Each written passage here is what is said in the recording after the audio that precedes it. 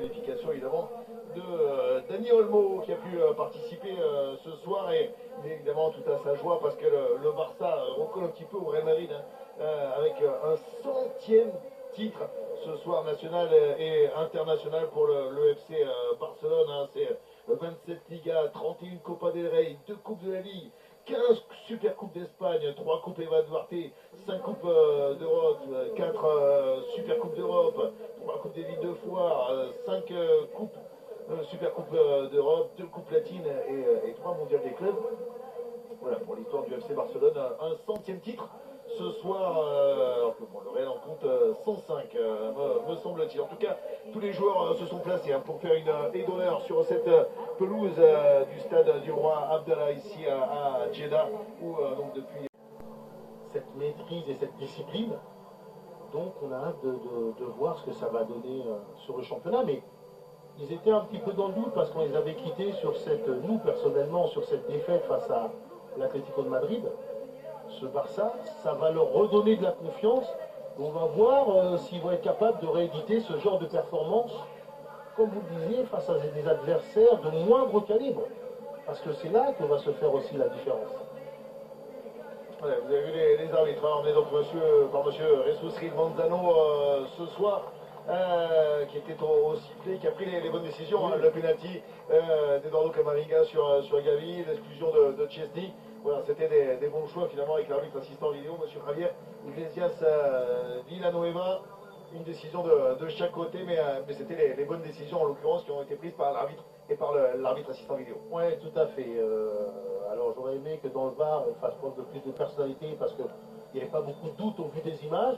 Mais ils ont été bons, ils ont appelé l'arbitre et c'était à lui de prendre sa décision. Après en Espagne, les consignes ont demandé au VAR justement d'être un peu moins présent que les années précédentes parce qu'il y a eu quelques petites polémiques et d'être vraiment pour le coup en appui de l'arbitre, ce qui peut expliquer la chose. En tout cas, ouais, les joueurs du Real Madrid qui prennent donc cette médaille de finaliste, c'est évidemment très loin de satisfaire bien sûr des compétiteurs comme Kylian Mbappé, Aurélien Tchouaméni, Eduardo Camavinga qui reçoivent la médaille donc, du nouveau président hein, de la fédération, Raphaël Louzane qui donne ces médailles. Oui, voilà, l'entente cordiale hein, finalement. Oui. On n'est plus dans la grande guerre entre les deux clubs avec les tensions qui se sont calmées et les relations se sont un petit peu aseptisées entre le Real Madrid de Florentino Pérez et le Barça de Joan Laporta.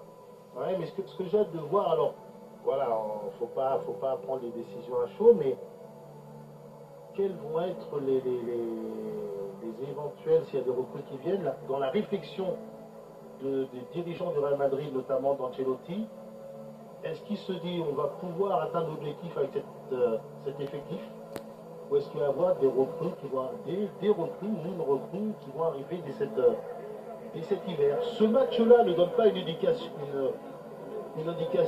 de tout, parce qu'un match ne peut pas résumer une première partie de saison. Mais malgré tout, il y a quand même des manques dans certains secteurs, je pense. Pour atteindre les objectifs que se fixe le Real Madrid. Ils avaient prévu de recruter un latéral droit et un défenseur central, mais c'était plus du complément, on va dire, c'était plus des doublures. Aller chercher une doublure à Lucas Vazquez, voilà, on ne cherchait pas des stars, des titulaires, on cherchait plutôt à compléter l'effectif pour suppléer les deux grosses blessures de Dani Carvajal et d'Eder Militao. Donc est-ce que ça va changer de stratégie? On verra dans les prochains jours. En tout cas, le Real n'était pas habitué à nous offrir des gros mercato, alors que les champions, l'équipe d'Anziterflick, premier trophée remporté par le technicien allemand, lui qui était resté sur les coupes qu'il avait remportées avec le Bayern Munich, hein, notamment la finale de la Ligue des Champions face au Paris Saint-Germain, qui voilà, regoute donc évidemment au succès. Face les lunettes magnifiques de Rafinha, qui aura été brillantissime, hein, le capitaine barcelonais ce soir avec son doublé, et donc tous ces Blaugrana qui viennent chercher leur médaille, qui regoute évidemment à ce succès, hein, ce qui est important pour valider finalement le projet, ce qui est en train de mettre en place Hansi Flick. Et regardez, tu vois, Laporta s'est battu bec et ongle avec ses services juridiques pour réussir à trouver une solution pour que Dani Olmo termine la saison au Barça. Et voilà, c'était pour ça que je pense qu'il a eu un petit câlin particulier envers l'ancien joueur de Leipzig. Oui, effectivement, c'est un joueur pour que ce projet soit mené à bien, reste du côté du Barça. C'est un joueur plus, on va dire, au sein de, même s'il y a de très grands joueurs, au sein de cette équipe. Et il a fait ce qu'il fallait pour qu'il reste. Maintenant, on attend tous, amoureux du football, que cette équipe du Barça garde ce niveau en termes de jeu, en termes d'intensité, pour que la bataille qu'on attend en Liga soit belle, et pour voir jusqu'où peut aller cette équipe en Ligue des Champions, parce qu'ils ont un effectif, quand vous voyez les joueurs qui n'ont pas joué, il est XXL leur effectif au Barça. Francky de Jong, 0 minute ce soir. Je viens de voir Florentino Pérez qui lui a dit appelle-moi. Appelle-moi vite. Ah, tiens, il le dire aussi à Lewandowski. Non, Joan Laporta est quand même venu, voilà, est quand même venu vérifier. Surveiller tout ça, Christensen qui ne fait plus partie des premières options, on va il peut y dire. avoir des sorties. Un côté barcelonais, on n'annonce pas d'arriver, mais par contre, voilà, des joueurs, Ronald Araujo, Andrés Christensen, Ansu Fati, qui pourraient éventuellement quitter le club. Regardez, Marc-André Ter Stegen, il est là, puisque présent dans cette super coupe où les deux finalistes de la Copa del Rey étaient évidemment les adversaires malheureux, et c'est avec ce brassard de capitaine. On respecte quand même, vous voyez, même blessé, même lui qui ne jouera pas de la saison certainement avec sa rupture des ligaments du genou, qui vient chercher cette coupe, cette 15e Super Coupe d'Espagne, remportée ce soir de Malamet par le FC Barcelone. La coupe retourne en Catalogne où les Blaugrana ce soir, encore une fois, écrasé le Real Madrid en s'imposant 5-2 sur la pelouse de Jeddah.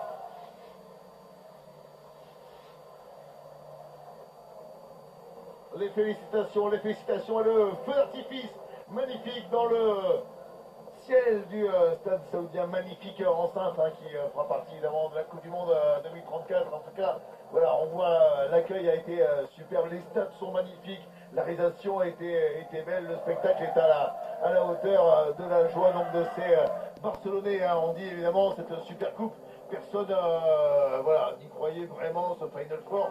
Finalement, on se rend compte que petit à petit, pour la 6e édition de cette version à 4, elle prend pour les joueurs quand même une importance, et que c'est un petit trophée au mois de janvier qu'on n'a pas envie de laisser à l'adversaire. Oui, tout à fait. Et puis ça prend une autre dimension quand vous jouez dans un autre pays, un autre contexte. Voilà, une nouvelle, un Final Four qu'on n'avait pas l'habitude de jouer. Donc ça rend cette... et ils l'ont fait pour ça d'ailleurs. Ça rend ce trophée beaucoup plus attractif, cette compétition beaucoup plus attractive, et ils ont une bonne idée en délocalisant. Voilà, donc il nous promet une fin de saison absolument merveilleuse en Liga, avec cette course à 3 entre l'Atlético, le Real Madrid et le FC Barcelone, qui est tout à sa joie ce soir, mais qui va rapidement se concentrer. Le championnat reprend le week-end prochain. Absolument, grand merci à vous, Lydia Gatun-Sameloué, pour le commentaire impeccable autour de cette rencontre et de cérémonie de trophée avec cette 15e Super Coupe d'Espagne remportée donc par le FC Barcelone, victoire 5-2 face au Real. Alors il va falloir replonger dans le championnat, Cédric, mais quand encore une fois on gagne la Coupe d'Espagne, un classico au 5-2, on ne peut pas replonger immédiatement, il faut fêter ça quand même un minimum. Là. Oui, après, on n'oublie pas qu'en championnat, ils sont un petit peu la peine, les Barcelonais. Donc c'est même curieux d'avoir ce côté paradoxal. Ils marchent sur l'eau en Ligue des Champions et dans les classicos, mais dans le quotidien du championnat, ils ont du mal avec les mêmes joueurs. Cette image avec Joan Laporta, et encore une fois Joan Laporta qui est critiqué, certains même veulent qu'il démissionne de la présidence du Barça. En tout cas, ses joueurs le soutiennent, on l'a compris là. Oui, alors il aurait pu être un peu plus sobre, parce que c'est pas tout à son honneur ce qui s'est passé non plus. Il y a quand même des manques dans la gestion, et il est passé très la correctionnelle.